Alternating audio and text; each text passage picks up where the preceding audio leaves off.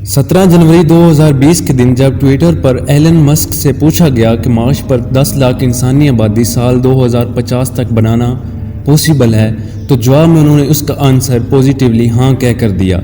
मतलब आज से 30 साल के अंदर 10 लाख लोग मार्स पर रहेंगे। लेकिन क्या ये सच में मुमकिन हो पाएगा?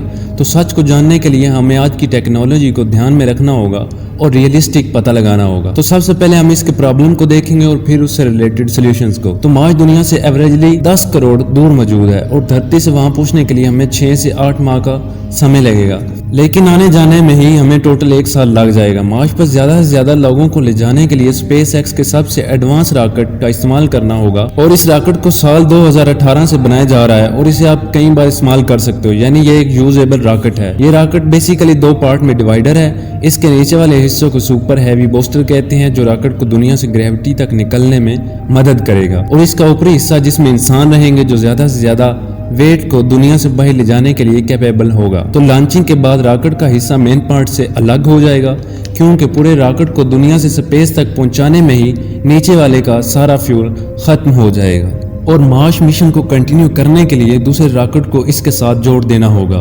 दूसरी तरफ हमारी दुनिया जिस तरह सूरज का चक्कर लगाती है, मार्स इस तरह सूरज का चक्कर नहीं लगाता और पूरे 26 महीने यानी हर लगभग 2 साल में एक ऐसा वक्त आता है जब मार्स और दुनिया की दूरी सिर्फ 3.3 करोड़ किलोमीटर रह जाती है और कभी कभी ये दूरी 25 करोड़ मील तक भी जा सकती है। तो ये मिशन उसी वक्त करना चाहिए जब दुनिया और मार्स के करीब फासला बिल्कुल कम हो, और ये मीटअप होने के कुछ महीने पहले ही इस रॉकेट को लॉन्च करने से कई मील की दूरी से बचा जा सकता है। लेकिन अगर हम मार्स तक पहुंच भी गए, फिर इसके बाद हमारे पास दुनिया पर वापस आने के लिए फ्यूल तो बचेगा ही नहीं। तो फिर भी जो मार्स पर सबसे पहले पहुंचेगा वहां फ्यूल की खोज शुरू कर देनी होगी। जो रॉकेट इंसानों को मार्स तक भेजेगा उसके फ्यूल में मीथेन और लिक्विड ऑक्सीजन का इस्तेमाल किया जाता है। तो मार्स तक पहुंचने के बाद हमें वहां से मीथेन यानी CH4 जिसमें कार्बन हाइड्रोजन रहता है और वहीं दूसरी तरफ लिक्विड ऑक्सीजन को उसी प्लेनेट पर बनाना होगा। और ऐसा कर पाना मार्स जैसे प्लेनेट पर पॉसिबल है, क्योंकि दुनिया की तरह मार्स के दोनों पोल्स पर आज भी बर्फ जमा हुआ है और वहीं दूसरी तरफ मार्स के एटमॉस्फेयर पर भरपूर कार्बन डाइऑक्साइड मौजूद है। तो एटमॉस्फेयर से कार्बन और ऑक्सीजन और वहीं दोनों पोल से H2O यानी पानी, तो CH4 का C कार्बन डाइऑक्साइड से मिल जाएगा और वहीं हाइड्रोजन तो H2O की फॉर्म में रहता ही है, ये तो आप सब जानते हैं। अब बस कॉम्प्लेक्स प्रोसेस के थ्रू मीथेन और लिक्विड ऑक्सीजन को बनाना होगा। तो इस कॉम्प्लेक्स केमिकल प्रोसेस को अंजाम देने के लिए हमें काफ़ी मिकदार में एनर्जी चाहिए होगी। तो रॉकेट के पूरे टैंक को फिल अप करने के लिए 16 गीगावाट और जितनी पावर की ज़रूरत होगी, जिसे मार्स पर ही रहकर बनाना पड़ेगा।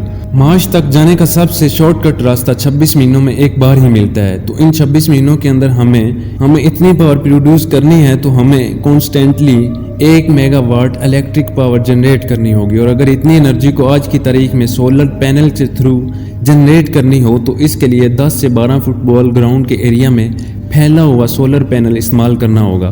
तो कहा जा रहा है साल 2025 के अंदर पहला ह्यूमन मार्स मिशन होगा और टारगेट है 2050 का, मतलब दोनों सालों के बीच का गैप है 25 साल। कैलकुलेशन में आसानी के लिए पकड़ लेते हैं 24 साल। तो टोटल में 24 साल और मार्स तक पहुंचने का शॉर्टकट रास्ता हर 2 साल में एक ही बार मिलता है, यानी हमें 24 सालों में सिर्फ 12 बार ही शॉर्टकट रास्ते के थ्रू मार्स तक जाना होगा। एलन मस्क ने हमें पहले भी हिंट दिया है कि वो हर अटेम्प्ट में एटलीस्ट 1000 रॉकेट मार्स तक भेजेंगे और 10 लाख के फिगर को मैच करने के लिए रॉकेट पर कम से कम 100 इंसानों को सेंड किया जाएगा, यानी 1000 रॉकेट 100% यानी 1 लाख लोग हर 2 साल के गैप में मार्स पर जाएंगे। और ऐसे ही कैलकुलेशन करने से हम 2050 तक 50 लाख से ज्यादा लोग मार्स पर पहुंच जाएंगे। लेकिन इन सब में हम एक बात भूल रहे हैं, जितने इंसान एक के बाद एक करके मार्स पर जाएंगे, उनके सफर के दौरान खाना, कपड़ा और दूसरी चीजों के लिए कार्गो मिसाइल भी छोड़ना होगा।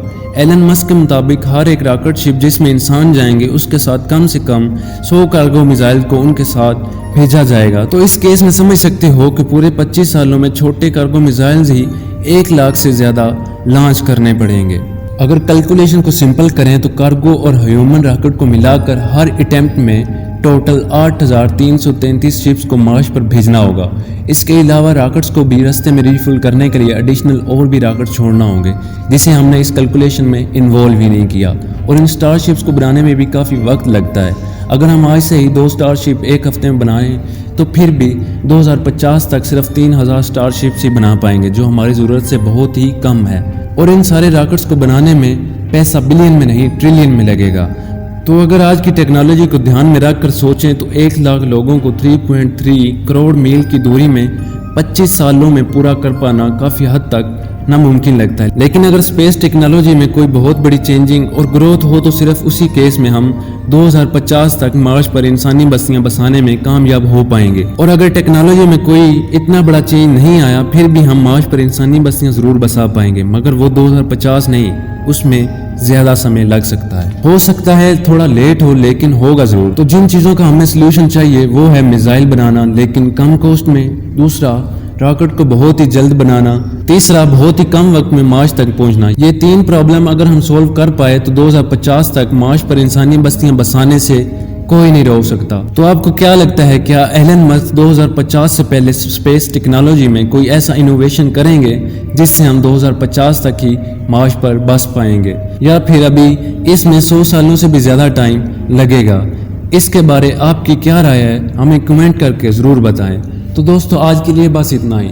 वीडियो पसंद आई हो तो वीडियो को लाइक और शेयर करना मत भूलना, और अगर अभी तक आप चैनल पर नए हैं तो चैनल को सब्सक्राइब और साथ में बेल आइकन को प्रेस कर दें ताकि हर आने वाली वीडियो आप तक सबसे पहले पहुंचे।